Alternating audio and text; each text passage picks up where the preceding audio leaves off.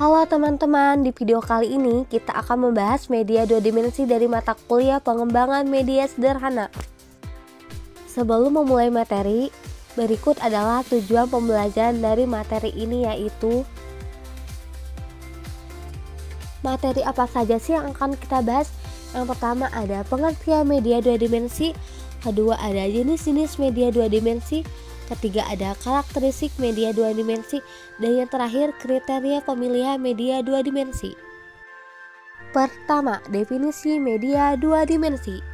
Media dua dimensi adalah alat peraga yang hanya memiliki ukuran panjang dan lebar yang berada pada satu bidang datar. Media dua dimensi memiliki ciri-ciri di mana media ini hanya dapat dilihat dari bagian depannya saja dan tidak menampilkan unsur audio dan motion. Media dua dimensi ini sering dipergunakan dalam kegiatan proses belajar mengajar. Kedua, jenis-jenis media dua dimensi. Media pembelajaran dua dimensi terdiri dari 3 jenis. Yang pertama, media grafis, yang kedua, media papan, dan yang terakhir, media cetak. Jenis yang pertama adalah media grafis. Media grafis adalah media visual dua dimensi yang menyampaikan informasi, pesan, atau materi pembelajaran melalui unsur gambar, simbol, warna, dan teks. Media ini digunakan untuk mempermudah pemahaman, memperjelas konsep, serta meningkatkan daya tarik dalam proses belajar mengajar. Berikut contoh dari media grafis. Gambar atau foto. Gambar atau foto adalah representasi visual dari satu objek, ide, atau konsep yang bertujuan untuk memperjelas informasi atau membuatnya lebih menarik. Fungsinya itu untuk mempermudah pemahaman konsep abstrak, menarik perhatian, dan menambah estetika dalam materi ajar.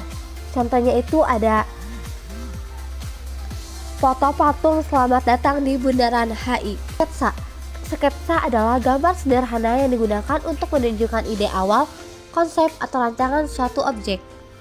Fungsinya yaitu sebagai rancangan awal sebelum pembuatan gambar detail, menangkap ide dengan cepat terutama dalam tahap brainstorming, membantu komunikasi ide dalam bidang desain, arsitektur, dan seni, dan alat bantu pembelajaran dalam menjelaskan bentuk objek secara garis besar.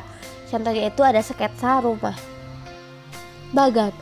Bagan adalah representasi visual data numerik atau statistik yang digunakan untuk membandingkan atau menganalisis informasi secara kuantitatif. Fungsinya itu menyajikan data secara ringkas, memudahkan pemahaman tren atau perbandingan. Contohnya itu bagian organisasi. Diagram. Diagram adalah bentuk media grafis yang menyajikan informasi dalam bentuk hubungan antara elemen atau konsep secara visual dan sistematis. Fungsinya itu menyederhanakan informasi kompleks dan menunjukkan alur, struktur, atau proses. Contoh diagramnya yaitu rantai makanan. Dan yang terakhir yaitu poster.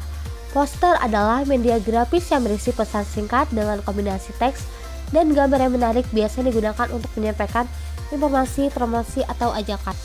Fungsinya yaitu menyampaikan informasi atau ajakan secara cepat dan digunakan untuk promosi, kampanye, atau edukasi.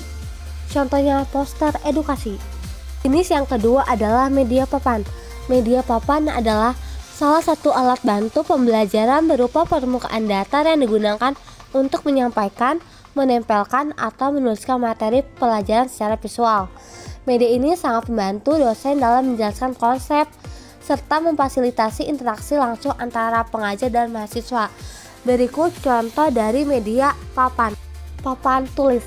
Fungsinya itu untuk menyampaikan materi pelajaran secara langsung, menulis poin-poin penting, rumus, diagram, dan lain-lain, dan interaktif karena dosen dan mahasiswa dapat menulis secara langsung. Papan buletin. Fungsinya menyampaikan informasi nonverbal secara visual dan menampilkan karya atau hasil proyek mahasiswa. Yang terakhir yaitu papan magnet. Digunakan untuk pembelajaran interaktif dengan potongan-potongan magnet seperti huruf, angka, atau simbol, dan cocok untuk mengajarkan konsep susun menyusun, membaca, dan berhitung kepada siswa SD oleh mahasiswa. Jenis yang ketiga adalah media cetak.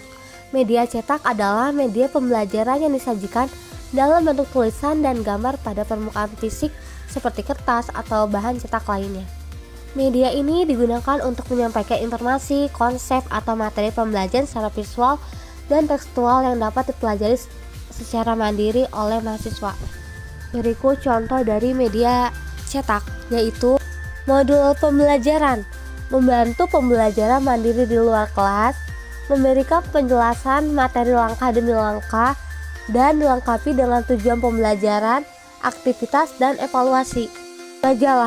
Majalah sering menyajikan artikel yang lebih panjang dan analitis dibanding koran, dan gaya bahasa dalam majalah dapat menjadi referensi dalam menulis artikel populer atau karya ilmiah. Komik dapat menyederhanakan konsep akademik menjadi lebih mudah dipahami.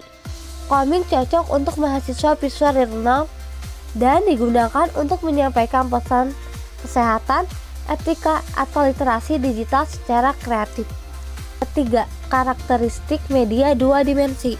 Pertama, meletakkan dasar-dasar yang konkret untuk berpikir sehingga mengurangi verbalisme. Kedua, menggunakan saluran penerima indera visual. Ketiga, memiliki dua dimensi panjang dan lebar. Keempat, pesan yang terkandung dituangkan ke dalam simbol-simbol komunikasi visual. Kelima, terdiri atas lambang, titik, serta garis yang menghubungkan variabel satu dengan yang lainnya. Keempat, kriteria pemilihan media dua dimensi.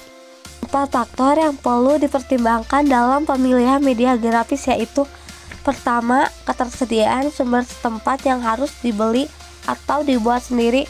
Kedua, ketersediaan dana, tenaga, dan fasilitasnya.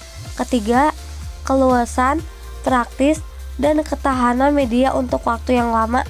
Dan yang terakhir, efektivitas, biaya dalam jangka waktu yang panjang. Apabila 4 faktor pemilihan media tidak ada media yang dianggap tepat oleh guru untuk pembelajaran tertentu, maka menjadi tugas guru untuk mengupayakan pembuatan sendiri. Nah teman-teman, kalian sudah selesai nih mempelajari materi tentang pengertian media dua dimensi, jenis-jenis media dua dimensi, karakteristik media dua dimensi, dan kriteria pemilihan media dua dimensi. Berikut ini adalah kesimpulan dari seluruh penjelasan yang ada di video ini. Kalian bisa baca dan simak ya.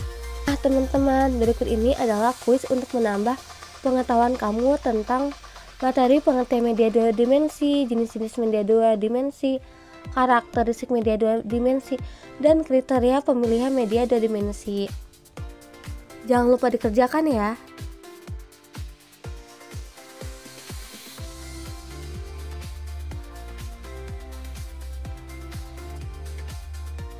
Oke teman-teman, sudah selesai video pembelajaran mengenai pengertian media dua dimensi, jenis-jenis media dua dimensi, karakteristik media dua dimensi, dan kriteria pemilihan media dua dimensi. Semoga bermanfaat ya. Terima kasih. Sampai jumpa di video selanjutnya.